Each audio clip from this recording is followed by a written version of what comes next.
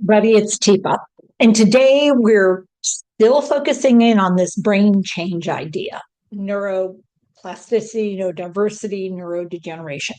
I'm going to give you an example today. We're going to watch a little video clip. And as we watch, I'll pause every now and then because what I want to do, and it's me doing a role play with Matthew Bunn, a young man who, Melanie Bunn's son, who's now a graduate of college. I mean, this was done a few years ago during the pandemic. And so, what I want you to watch is how many times my brain demonstrates some change and how many times Matthew notices my brain change and modifies or switches his brain so that we match up and we make a great combo. And notice how many times he has to pause a second or two to figure out what's going on here so he can make a good match and support me. And one of the things about dementia is that truly, if we want to be successful as care partners, as friends, as colleagues, as someone who just wants to do a good job at what I'm doing, we've got to get better at changing our brains when somebody's brain is changing. We've got to be flexible in that moment. In other words, we've got to have neuroplasticity and recognize with neurodiversity, people are different to start with. And so some of us will have to change more than others, which means, quite frankly, not everybody is meant to be the right caregiver, if anybody, for someone. It could be you shouldn't be a care partner at all. You're just not a good match for you. You should find other things to do in the world that make a difference because care partnering with somebody living with dementia may not be your jam. Or it could be that you're great with certain folks and not so great with other folks. And it could be just the person you really care the most about is not somebody you're really great with. I'm sorry, it's not that you can't change and shift. It's just that how much you have to stay in control of changing and shifting is exhausting. So let's go ahead and take a look at this video before we run out of time. And I know I'm trying to be sensitive to time. So I'm going to share my screen. I'm going to share the sound. I need to share a sound and I'm going to share the video. Here we go. All right. So you're going to notice that I have a plastic peanut butter jar that's been repurposed and it has a bunch of poker chips in it, just so you know what's going on here. All right, let's take a look.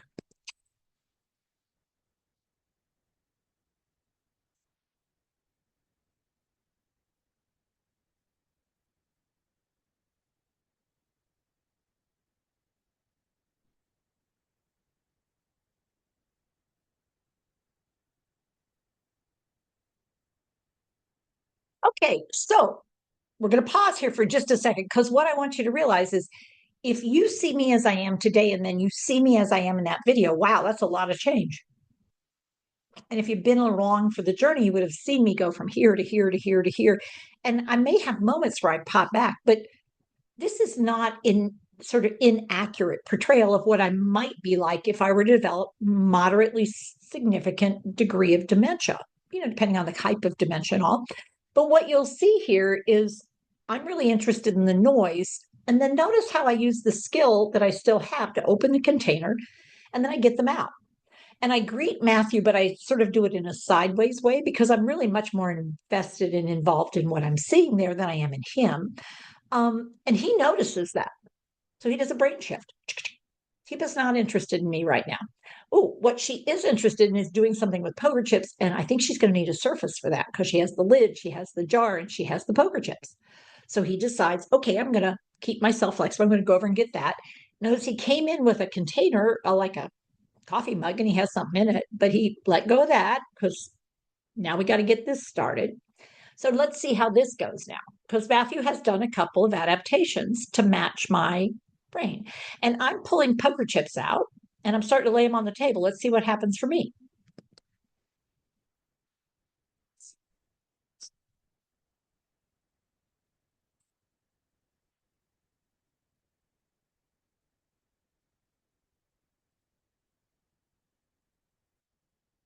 Now, up to now, what do you notice? So Matthew is not putting his hands on any of Teepa's work. Teepa's doing the work.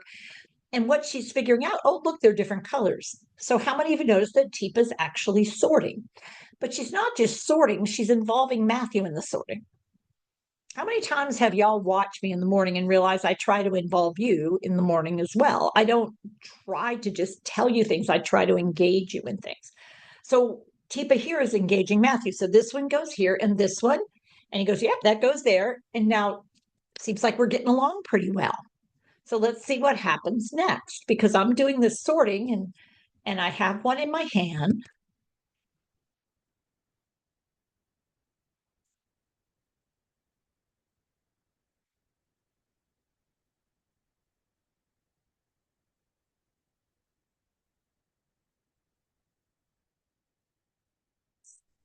Now, you might have thought, wow, she sure got that hand under hand thing quick. Well, I hope so. I mean, I created it, so I hope I might still be able to do it because it's an automatic motor movement for me. When I hold someone's hand and I just put my hand into hand under hand, that's a very unusual hand position, by the way. Most people don't know about it. They really struggle to get to that. But Matthew's been trained. He sort of has it, but it's a little awkward with an object. So he's trying to figure out how to get that sort of situated. While at the same time, notice I'm more invested back in the poker chips. So he's paying attention to that, but he does have my hand with his hand. Um, and he's hoping that I think that we'll get to that thing he wanted me to do, which is drink. And my brain wasn't following his brain. So he's going to let it go again and give you more space.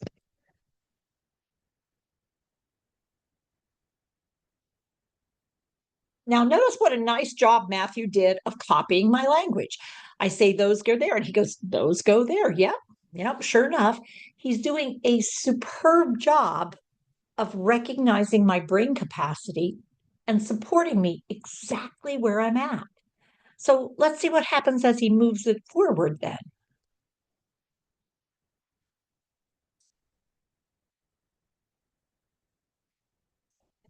Wow.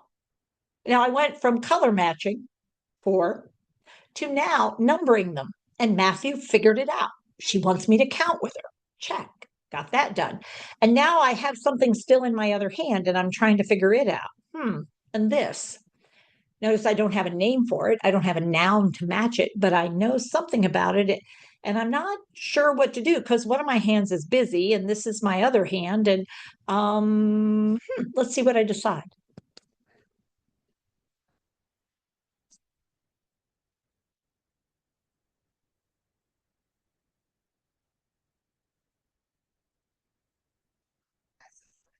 Okay, now this is the moment where Cheaper realizes, well, that's a drink. So my brain, cha-ching, changed. In that moment, there was a change in my brain. I recognized that's a drink. Yeah, I got it. Now, here's the other part of when I recognize what it is. Watch what I do. Now, if you don't understand who I am and how I've been, once I figure something out, do I need your help anymore? Oh, am I being mean to Matthew?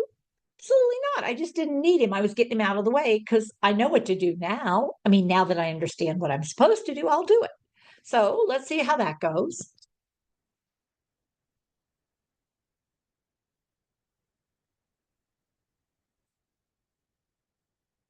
Now, so I tasted and it was like, that's okay. Not terrific. It's okay. Matthew is still doing his support. That's okay. It's all good. And then and you can watch Matthew's starting to wonder, what is she going to do now? You can see it in his face. He's watching me very carefully. And there is a moment here where Matthew goes, oh.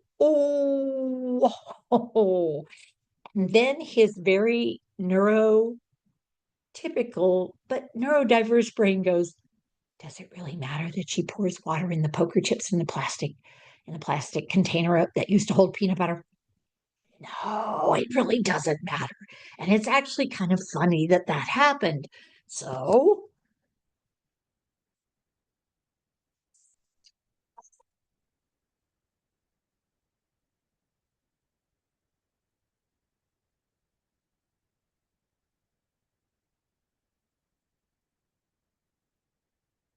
now, in that moment, that is a joyful moment for both of us. It's so funny. It's that moment of like, I thought of what is it? It's like a martini.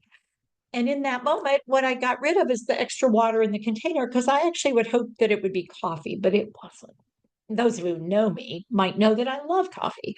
I like my decaf coffee with a little bit of milk, and I'm good with decaf. But there was just water in there, so I got rid of the rest of it.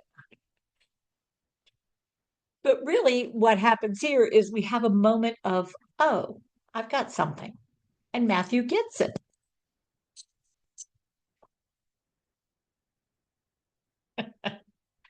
So when we talk about changing brains and dementia, very, very rarely do we talk about having fun, finding moments of joy, actually laughing together about something, and learning together.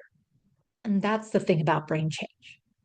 Brain change can happen at any moment in time if we're open to the possibility. And it means how I've seen things, how I've done things, how I've thought about things is different now. And it's a wonderful thing when dementia's in the picture, because if I keep wanting what I can't have, all I'll do is grieve what's missing. But when I start realizing, wow, what's possible here? If I keep my mind open to the possibilities, what might change? So, till next time, take care of yourself, take care with your care, and take care of one another. See y'all tomorrow or Saturday.